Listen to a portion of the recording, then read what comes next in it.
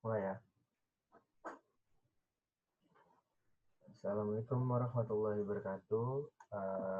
Saya Afwan Syafroin dari Keuangan Perbankan 2019 dari matkul MIPB. Saya ingin mempresentasikan hasil riset saya, yaitu ini riset yang berjudul uh,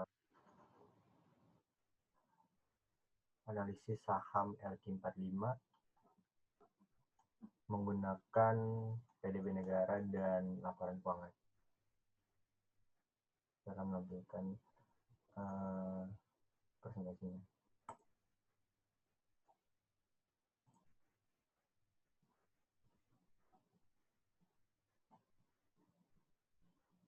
Kita mulai.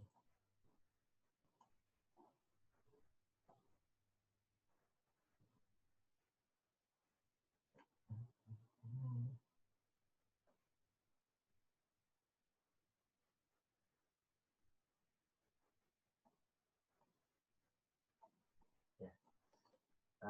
Analisis anggota saham LQ45 dilihat dari PDB negara dan laporan keuangan perusahaan. Investasi saham. Sebenarnya tujuan dari seorang investor melakukan investasi dalam bentuk saham adalah untuk mendapatkan return tentunya. Return adalah pengembalian atas investasi yang dilakukan investor. Return terdiri dari yield dan capital gain atau loss. Yield berasal dari perusahaan. Jika perusahaan mendapat keuntungan, maka investor berhak untuk mendapatkan bagian laba dibagikan sesuai dengan proporsi kepemilikan sahamnya, atau dengan kata lain biasa disebut dengan dividen. Jadi secara singkat, dividen adalah keuntungan perusahaan yang dibagikan kepada pemegang saham dan dihitung dari proporsi kepemilikan sahamnya. Sedangkan capital gain atau loss sebagai komponen kedua dari return merupakan kenaikan atau penurunan harga surat berharga yang bisa memberikan keuntungan atau kerugian bagi investor. Jadi secara singkat, mekanisme perdagangan saham itu ketika kita membeli saham dengan harga yang lebih murah dan kita menjual dengan harga yang lebih mahal, itu kita mendapatkan capital gain atau keuntungan dari jual beli saham. Tapi jika kita membeli saham dengan harga yang tinggi lalu kita menjual dengan harga yang lebih murah dari harga pembelian, berarti kita akan mendapatkan capital loss atau kerugian dari jual beli saham tersebut. Saham LQ45 atau indeks LQ45 adalah pasar saham di Bursa Efek Indonesia yang terdiri dari 45 perusahaan yang memenuhi kriteria tertentu. Jadi ini tuh ada termasuk dari 60 perusahaan teratas dengan kapitalisasi pasarnya tertinggi dalam 12 terakhir. Dan juga termasuk dalam 60 perusahaan teratas dengan nilai transaksi tertinggi di pasar reguler dalam kurun waktu 12 bulan terakhir, dan juga telah tercatat di Bursa Efek Indonesia selama minimal 3 bulan. Memiliki kondisi keuangan, prospek pertumbuhan dan nilai transaksi yang tinggi, serta mengalami penambahan bobot free float menjadi 100% yang sebelumnya hanya 60% dalam proporsi penilaian. Indeks LQ45 dihitung setiap 6 bulan oleh divisi riset Bursa Efek Indonesia. Kalau kita lihat pergerakan indeks saham LQ45 ini, dilihat dari sebuah chart tentang pergerakan harganya ini, harga saham gabungan LQ45 dari tahun 2020 awal hingga saat ini pada tanggal 8 Januari 2021. Harganya mengalami kenaikan dan penurunan. Jika kita lihat grafiknya juga, ini menunjukkan harga naik dan turun. Dari periode Januari hingga Maret, bisa kita lihat di sini penurunan di akhir Maret, mengalami penurunan hingga harga terendahnya itu 600 per lembar sahamnya. Namun setelah April awal mengalami kenaikan kembali, walaupun masih bisa kita lihat ini nggak stabil ya, masih suka naik turun, tapi pergerakannya hingga akhir tahun 2020 konsisten naik secara signifikan. Yang kedua, ada analisis makroekonomi. Itu keadaan makro Indonesia saat ini tuh mempengaruhi banget kondisi sebuah perusahaan. Pertumbuhan nilai perusahaan sangat dipengaruhi oleh kondisi makro. Karena itu analisis keadaan makroekonomi sebuah negara sangat penting juga. Kondisi makroekonomi Indonesia masih cukup kuat dan stabil di tengah ketidakpastian geopolitik saat ini ya, dan juga kondisi pandemik. Dan kita tahu juga saat ini banyak isu panas tentang politik global, mulai dari pemilihan presiden Amerika Serikat juga yang mempengaruhi nilai jual beli kurs Indonesia terhadap dolar. Habis itu juga kondisi pandemik yang kita tahu menyerang seluruh dunia saat ini. Lalu komponen konsumsi domestik juga diharapkan dapat menopang pertumbuhan ekonomi ke depannya. Selain itu kalau kita melihat Indonesia itu masih mendominasi sektor rumah tangga konsumsi atau sektor konsumsi rumah tangga ya bisa disebutnya itu biasanya dipengaruhi oleh kondisi global yang sangat lesu. Kalau kita lihat dari pandemi ini juga dan kondisi geopolitik saat ini, PDB Indonesia enggak kelihatan buruk atau masih cukup bertahan. Ini adalah grafik PDB sektor rumah tangga Indonesia pada tahun 2014 hingga 2020 triwulan 1. Kita bisa lihat dari pergerakan grafiknya ini menunjukkan setiap tahunnya menunjukkan kenaikan mulai dari tahun 2014 hingga 2020. Selanjutnya BI Rate 2016 sampai 2020. Dari grafiknya yang bisa dilihat ini menunjukkan bahwa BI Rate dalam rentang waktu 5 tahun terakhir tidak menunjukkan kenaikan yang menyebabkan inflasi hebat. Jika kita lihat ini masih bisa ditahan dan diperhatikan juga pada akhir Desember 2019 ini BI Rate turun. Yang bisa kita lihat di sini hingga angka 3,75 pada akhir Desember 2020. Jadi 2 tahun terakhir ini BI Rate turun ke angka 3,75%. Jadi secara singkat 1 tahun belakang ini BI Rate tidak mengalami kenaikan, yang ada malah penurunan tingkat suku bunga di pasaran.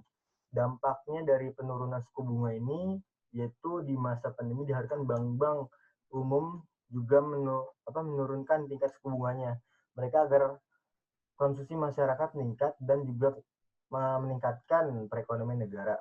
Karena adanya peralihan yang sebelumnya menginvestasikan melalui tabungan, deposit menjadi menginvestasikan modal di pasar modal juga.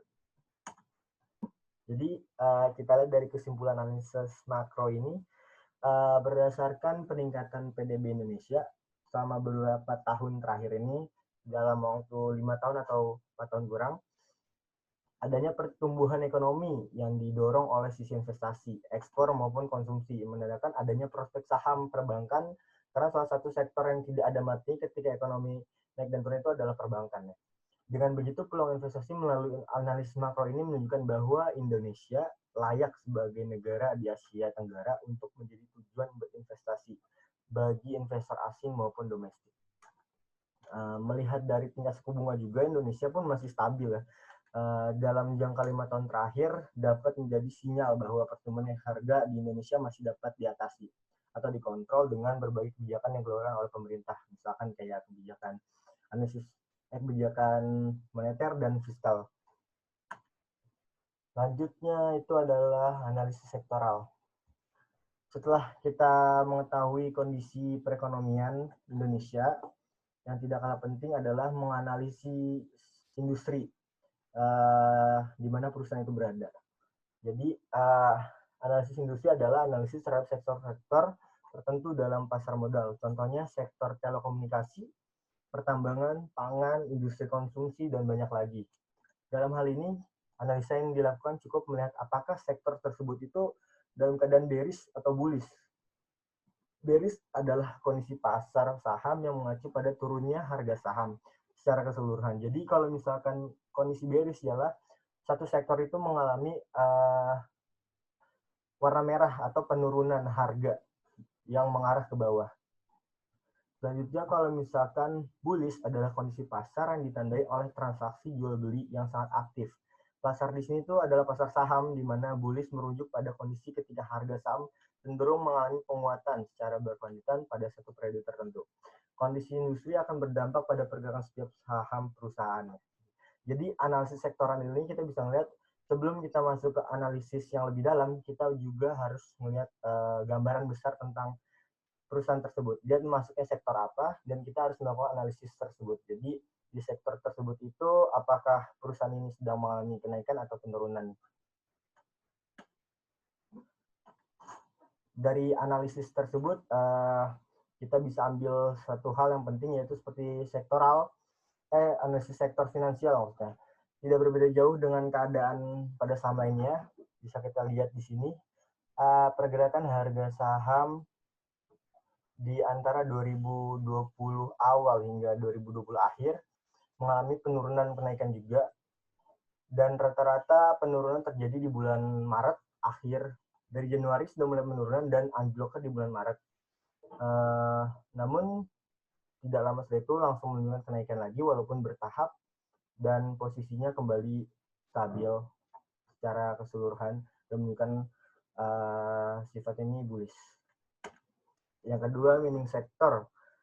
Ini sektor pertambangan yang tidak kalah pentingnya dengan sektor keuangan juga, karena kita tahu bahwa harga minyak bumi, harga pertambangan menentukan investasi di dunia. Jadi kita lihat ini sektor pertambangan di Indonesia ini akhir tahun 2020 hingga 2021 awal ini menunjukkan bahwa Maret adalah posisi anjlok sahamnya gitu. Sama kayak sektor finansial tersebut yang tadi barusan kita bahas, ini tuh menunjukkan Maret mengalami penurunan dan April awal mengalami kenaikan kembali hingga rentang Desember akhir ini harganya udah mencapai 2121,44 per lembar sahamnya. Ini bisa dikatakan sektor yang kuat juga pada saat seperti ini. Yang ketiga adalah sektor consumer industri atau makanan bisa disebutnya. Kalau kita ngelihat ini sama terjadi pada Maret April, kondisinya itu anjlok parah, dan di bulan Januari ini udah mengalami penurunan yang sangat drastis juga. Tapi di sektor ini beda dengan sektor lainnya, kondisinya itu langsung kembali normal tak lama setelah keanjlokan ini.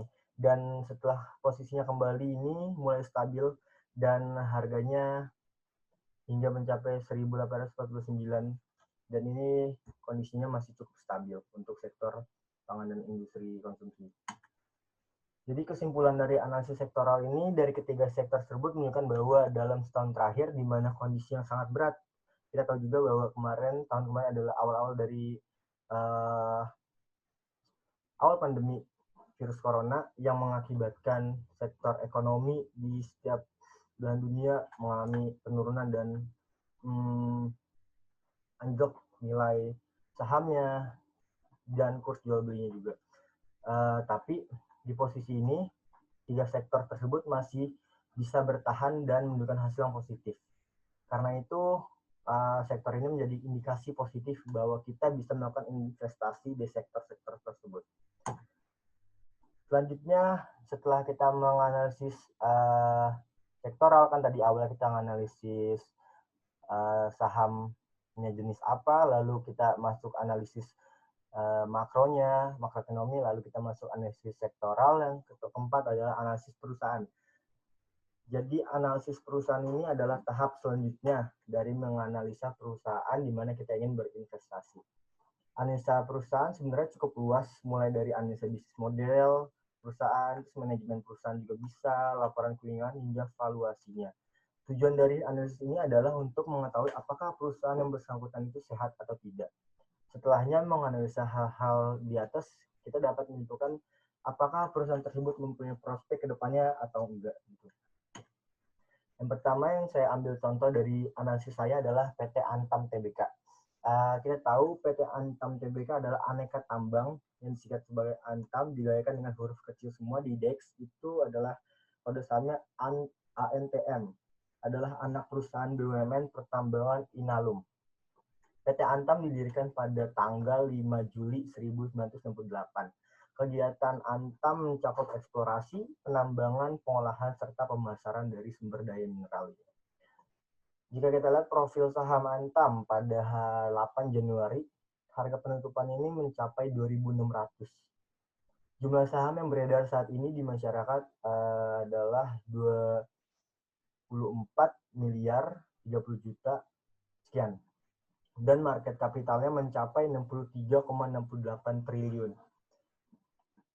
Selanjutnya, kita lihat rasio keuangan PT Antam ini adalah rasio 2020 hingga 2016 hingga 2020. Jika kita lihat earning per share-nya itu mengalami kenaikan ya 3 tahun terakhir ini. Bisa kita lihat dari 2019 hingga 2020 mengalami kenaikan dari 26,30 hingga 34,82. Walaupun pada 2018 ini anjlok dari 2017 naik 2018 malah anjlok, tapi menunjukkan bahwa indikasi anjlokan ini nggak berpengaruh terhadap kegagalan perusahaan. Bisa dilihat dari 2019 hingga 2020 malah menunjukkan kenaikan yang sangat signifikan hingga menembus angka awalnya. Lalu kita bisa lihat juga sama kayak IPS, walaupun 2017-nya anjlok, tapi di 2018-nya ini menunjukkan kenaikan. Yang ketiga adalah DER atau Debt Equity Ratio atau kemampuan perusahaan membayar utang jangka panjang. Jadi kita lihat selama 5 tahun terakhir ini PT Antam berusaha untuk melunasi hutang jangka panjangnya yang bisa kita lihat dari penurunan rasio debt equity ratio ini. Dari 2018 menunjukkan 0,72 dan 2019-nya 0,64.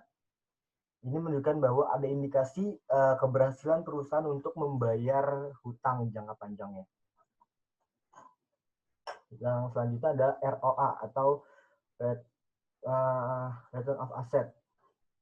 Kita lihat di sini dalam jangka 5 tahun terakhir sama kayak IPS dan PER-nya, menunjukkan bahwa 2018 hingga 2020 mengalami kenaikan yang cukup baik. Dan kita juga harus mengetahui arti ROA itu semakin dia besar berarti semakin baik aset perusahaannya. Selanjutnya Return of Equity atau singkat ROE.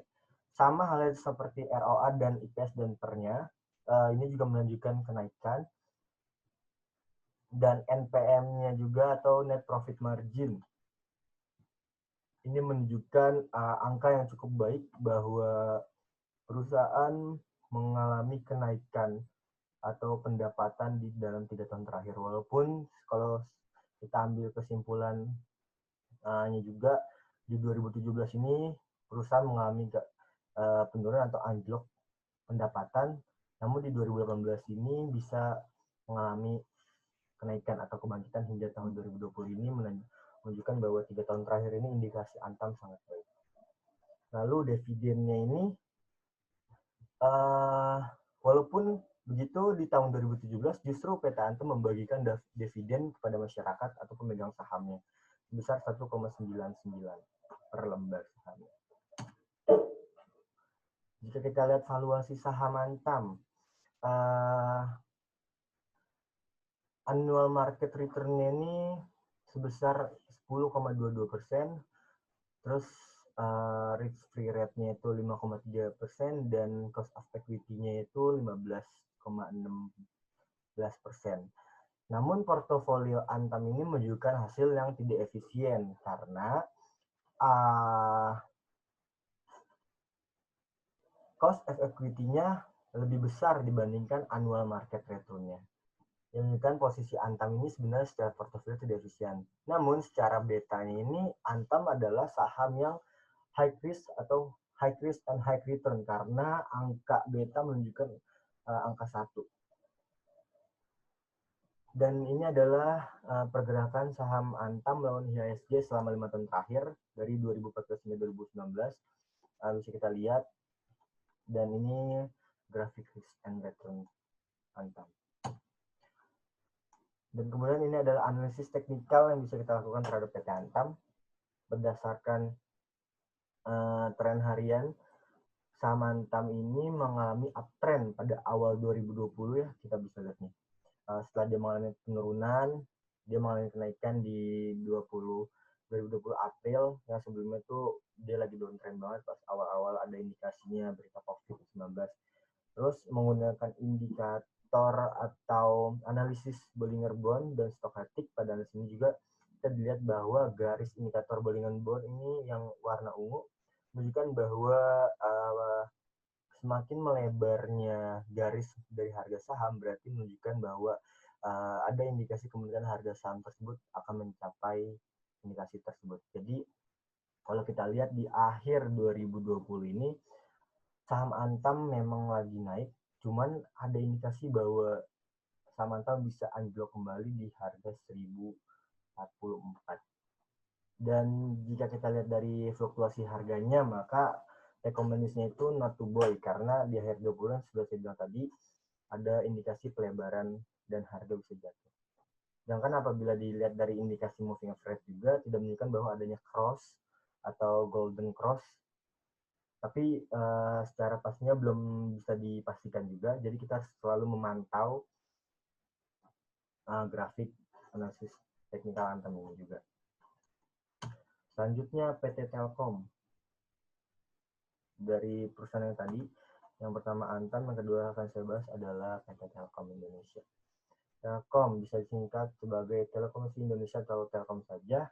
Ini di indeks itu biasanya orang-orang memakai atau membeli sahamnya yang TLKM, adalah perusahaan informasi atau komunikasi serta penyedia jasa dan jaringan telekomunikasi secara lengkap di Indonesia. Telkom mengklaim sebagai perusahaan telekomunikasi terbesar di Indonesia dengan jumlah pelanggan telepon tetap sebanyak 15 juta dan pelanggan telepon seluler sebanyak 140 juta. Ini adalah angka yang cukup sangat fantastis juga buat perusahaan informasi dan komunikasi, karena kita tahu di Indonesia banyak juga perusahaan di bidang sejenis, contohnya ada XL, Indosat, Smartfren, dan lain-lain juga. Terus profil saham Telkom ini pada 8 Januari 2021 menunjukkan harga 3.570 harga close-nya, dan jumlah saham beredarnya itu sebesar sekian, dan market capitalnya ini mencapai 99 miliar lebih. Lalu rasio keuangan Telkom ini kalau kita lihat dari EPS-nya menunjukkan kenaikan dari 2018-2020, walaupun 2016-2007 naik, sayangnya 2017 ke 2020 mengalami penurunan.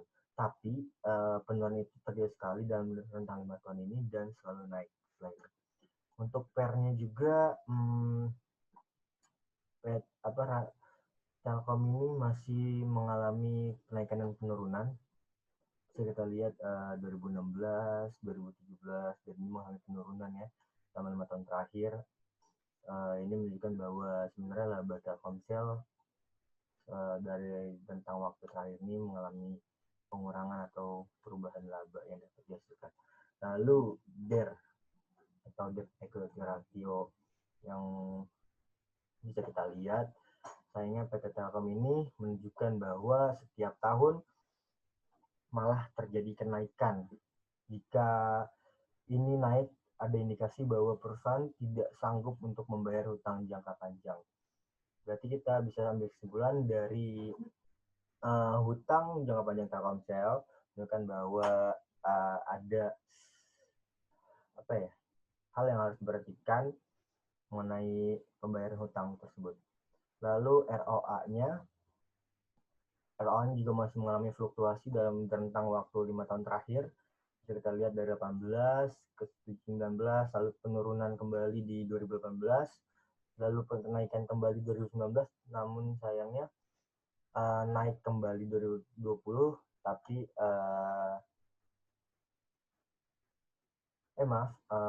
ini adalah ROA yang saya lihat tadi. ROE adalah dari ini tuh mengalami kenaikan lalu penurunan kembali, penurunan dan kenaikan.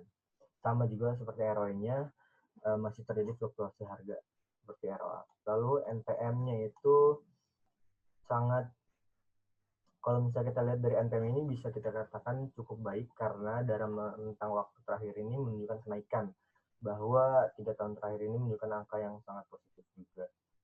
Lalu dividennya, Telkom walaupun seperti ini tetap mengusahakan untuk pembagian dividen kepada pemegang saham. Bisa kita lihat bahwa tahun 2019 dan 2020 Telkom ini membagikan dividen dengan jumlah yang sama. Selanjutnya valuasi saham Telkom. Setelah kita melakukan valuasi terhadap data historisnya juga, Telkom dapatlah hasil seperti di atas ini yang menunjukkan bahwa beta sahamnya itu adalah 0,9. Artinya risk and return dari saham Telkom ini di bawah dari risiko dan return ISG, atau bisa kita katakan sebagai Telkom ini low risk and low return. Beda dengan Antam tadi, Antam adalah high risk and high return karena nilai betanya di atas 1, sedangkan Telkom adalah 0,9, berarti di bawah 1. Sedangkan berdasarkan annual market return-nya dan cost equity-nya itu sebesar 10,13. Dengan begini, saham ini apabila dibeli menunjukkan kategori efisien sebenarnya, karena annual market-nya itu lebih besar dibandingkan cost of equity-nya. Ini adalah pergerakan harga Telkomsel dibanding IHSG selama 5 tahun terakhir, dan ini adalah risk and return-nya grafiknya, menunjukkan bahwa di bawah angka 1. Selanjutnya analisis teknikal Telkomsel. Berdasarkan tren harian, saham Telkom mengalami downtrend pada Januari. Bisa kita lihat di sini, Januari mengalami penurunan hingga awal November. Selama penurunan di 2020 ini, Telkom selalu berada pada posisi downtrend. Namun pas November awal berubah ke posisi uptrend. Dengan menggunakan indikator Bollinger Bands yang garis ungu ini, kita bisa melihat bahwa menandakan terjadinya pelebaran fluktuasi harga tersebut.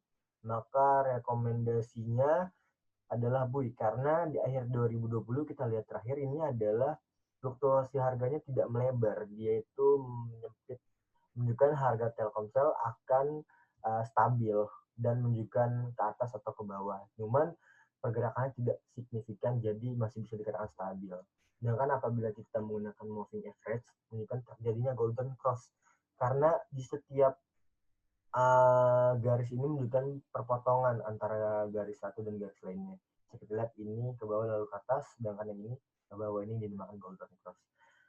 Lalu untuk analisis stokastiknya juga bisa lihat dari awal tahun 2020 fluktuasi harga terjadi, kita bisa lihat nih atas bawah atas bawah atas bawah, dan sangat sering terjadi hingga akhir Desember 2020. Dan sekarang keadaannya sudah mulai stabil seperti pergerakan harga saham. Selanjutnya PT Hanjaya Mandala Sampurna, atau bisa kita singkat biasanya adalah HMSP, yaitu kode sahamnya HMSP adalah perusahaan rokok terbesar pertama di Indonesia. Kantor pusat berada di Surabaya, Jawa Timur. Perusahaan ini sebelumnya merupakan perusahaan yang dimiliki keluarga Sampurna. Namun sejak Mei 2005, kepemilikan mayoritas berpindah tangan ke Philip Morris International, perusahaan rokok terbesar di dunia Amerika Serikat. Mengakhiri tradisi keluarga yang melebihi 90 tahun tersebut. Kita lihat profil harga saham HMSP. Harga penutupan ini menunjukkan bahwa 8 Januari harganya itu mencapai 1.505, dan jumlah saham yang beredar ini cukup besar sekali karena menunjukkan angka 144 miliar dan market kapitalnya sebesar 116 miliar. Lalu kalau kita lihat rasio keuangan HMSP selama 5 tahun terakhir ini dari IPS-nya, menunjukkan fluktuasi harga yang sangat beragam mulai dari 2016 sampai 2020 karena terjadinya kenaikan dan penurunan juga. Lalu di PER-nya ini selama rentang waktu 2 tahun terakhir ini sih cukup baik, walaupun di 2018 turun hampir setengahnya dari 31 ke 17, dan 2017 juga mengalami penurunan ke 2018, tapi di 2016 ini mengalami kenaikan hingga 2017. Ya, terjadi fluktuasi yang cukup signifikan juga. Lalu di DER-nya menunjukkan angka yang selalu naik, berarti perusahaan terindikasi kesulitan untuk membayar hutang jangka panjang dan jangka pendek. Karena kita lihat indikasi tersebut adalah untuk mengukur berapa perusahaan bisa membayar hutangnya. Lalu untuk ROA-nya sendiri, bahwa masih terjadi fluktuasi juga dari tahun ke tahun, kenaikan dan penurunan di setiap tahunnya. Dan ROA-nya juga sama seperti ROA-nya, dan NPM, net profit margin HMSP rentang waktu 5 tahun terakhir mengalami fluktuasi juga. Lalu untuk dividennya, HMSP sempat memberikan dividen di tahun 2019 besar 117,20 per lembar saham. Lalu untuk valuasi saham HMSP ini setelah kita lakukan valuasi terhadap data historis, saham HMSP dapatlah hasil seperti di atas ini dan menunjukkan beta sahamnya lagi-lagi di angka 0,9, berarti HMSP ini adalah saham yang low risk and low return, sama seperti Telkom tadi. Dan kita lihat dari annual market return-nya dan tingkat cost of equity-nya, saham ini jika dibeli menunjukkan kategori efisien karena annual market-nya ini lebih besar dibandingkan cost of equity ratio. Tuh. Jadi saham ini cukup baik untuk diinvestasikan. Lalu ini adalah pergerakan harga sahamnya juga, dan ini adalah risk and return-nya grafiknya. Selanjutnya adalah analisis teknikal HMSP. Berdasarkan tren hariannya juga kita lihat ini terjadi fluktuasi harga, kenaikan dan penurunan. HMSP mengalami downtrend pada Januari awal hingga April awal ya. April awal ini mengalami kenaikan kembali, dan walaupun penurunan ini secara bertahan setelah kita mengalami kenaikan harga di sini, dia mengalami penurunan kembali dan sekarang harganya ini di rentang 1.500-an saat ini. Jika kita melihat dari indikator Bollinger Bands yang menentukan indikasi pelebaran harganya ini menunjukkan stabil jika ada kenaikan tidak terlalu jauh dan penurunan juga tidak terlalu jauh. Jadi rekomendasi adalah bullish karena di akhir 2020 ini kemungkinan harganya ini bisa bertahan stabil juga. Walaupun harganya maksudnya masih mengarah ke bearish misalkan, tapi untuk investasi jangka panjang ini cukup menjanjikan. Lalu kita melihat indikator moving average juga, terjadinya golden cross ini bisa diprediksi dengan kita melihat grafik perubahan ini. Untuk analisis stokastiknya juga sama seperti Telkom tadi, dia tuh masih di posisi sell sebenarnya. Karena itu kalau misalnya kita melakukan trader saham itu cocok sekali sebenarnya untuk jangka pendeknya. Kita beli di saat murah dan kita jual saat harga yang mulai naik. Pembentukan portofolio optimum. Jadi setelah kita melakukan analisis perusahaan, kita pilih nih di mana perusahaan-perusahaan tersebut yang sekiranya bisa kita investasikan. Kita sebagai investor selalu mencari return harapan tertentu dengan tingkat resiko atau minimal yang bersedia ditanggung kan. Untuk mencari portofolio yang menawarkan risiko sama dengan tingkat returnnya maksimal. Karakteristik portofolio seperti itu disebut portofolio yang efisien. Asumsi yang paling penting dalam portofolio efisien adalah bahwa semua investor tidak menyukai risiko. Siapa sih yang menyukai risiko? Kita pengennya sebagai investor akan mendapatkan keuntungan. Namun risiko itu pasti selalu datang, walaupun itu besar atau kecil. Jadi penentuan portofolio optimum ini sangat penting. Dari ketiga saham ini bisa kita ambil kesimpulan bahwa yang efisien untuk diinvestasikan hanya 2 saham. Lalu portofolio market lain juga dari ketiga sahamnya sudah saya bilang tadi kan, kalau kita melihat dari market return dan cost of equity-nya menunjukkan bahwa HMSP ini dan Telkom ini berada di garis bawah market return-nya. Jadi ini bisa dikatakan efisien. Lalu kesimpulan dari analisis yang telah saya buat ialah dari ketiga sektor tersebut sudah kita melakukan analisis yang cukup baik dari laporan keuangannya juga dan rasio keuangan perusahaan tersebut, dan juga kita melakukan analisis sektoral dan analisis makroekonomi. Selanjutnya itu untuk lebih mendalam kita melakukan analisis valuasi tadi setiap saham tersebut, dan setelah dilakukan analisis valuasi ternyata hanya 2 saham yang menunjukkan optimum untuk dijadikan tempat investasi. Namun jika kita melakukan analisis teknikal dari 3 saham tersebut, sebenarnya itu dapat dijadikan semua tempat investasi, namun jangka waktunya yang harus diperoleh. Maksudnya adalah kita nggak bisa menyamakan investasi tersebut dengan jangka waktu yang sama. Jadi kalau misalkan kita tahu kondisi perubahan harganya, ini saham semua di 3 saham itu sebenarnya cukup menjadikan untuk tempat kita berinvestasi jangka pendek. Dan berinvestasi saham ada beberapa hal juga yang harus dipersiapkan. Salah satunya adalah melakukan analisis dan melakukan analisis yang banyak yang harus dilakukan sesuai dengan jenis analisis juga. Hasil analisis ini pasti akan membantu kita dalam menentukan pilihan dalam berinvestasi di sebuah emiten. Seperti itu.